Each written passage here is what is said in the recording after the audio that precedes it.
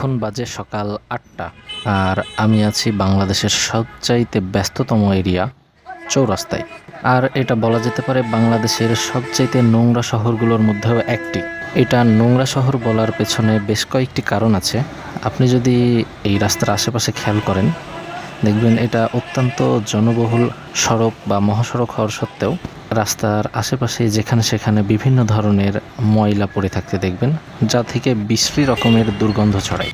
তো আমি যাচ্ছি মূলত পানি নিয়ে আসতে, যেহেতু আজ 12 তারিখ আমাদের কৃষিগুচ্ছ ভর্তি পরীক্ষা আর চারিদিকে বেশ গরমও পড়ছে। তো ভাবলাম সাধারণ পরীক্ষার্থীদের জন্য কিছু ফ্রি পানির ব্যবস্থা করা যায় কিনা, এই জন্যই মূলত চৌরাস্তায় আসা। আর সবেমাত্র সকাল ৮টা বাজে, আর দেখতেই পাচ্ছেন গাড়ি ঘোড়ায় ভরপুর হয়ে গেছে গাজীপুর চৌরাস্তার আশেপাশ।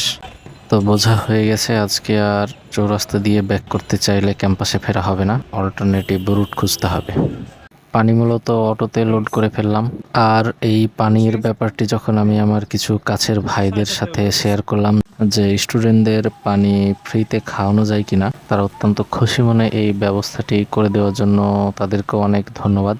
তো আমরা মূলত যাচ্ছি এখন চৌরাস্তার অল্টারনেটিভ আরেকটি গলি দিয়ে, যেটা ভাওয়াল কলেজের পাশ দিয়ে বের হয়ে চৌরাস্তার অপোজিটে যে ঢাকা ময়মনসিংহ হাইওয়ে রয়েছে, ময়মনসিংহের দিকে ওভারব্রিজের পাশেই মেলে।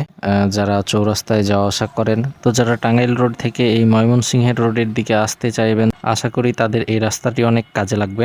অবশেষে আমরা আমাদের ক্যাম্পাসে চলে আসলাম। তো এটাকে মূলত ইপসা গেট নামেই সবাই চেনে।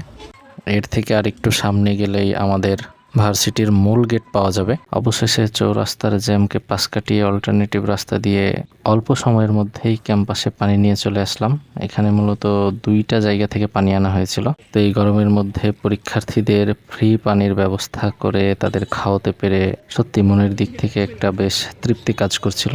তো আপনারাও এমন ছোট ছোট ভালো কাজের উদ্যোগ গ্রহণ করবেন, এই বলে আজকের ভিডিওটি এখানেই শেষ করছি। দেখা হবে নতুন কোনো ভিডিওতে। ততক্ষণ পর্যন্ত সবাই ভালো থাকবেন, সুস্থ থাকবেন। আল্লাহ হাফেজ।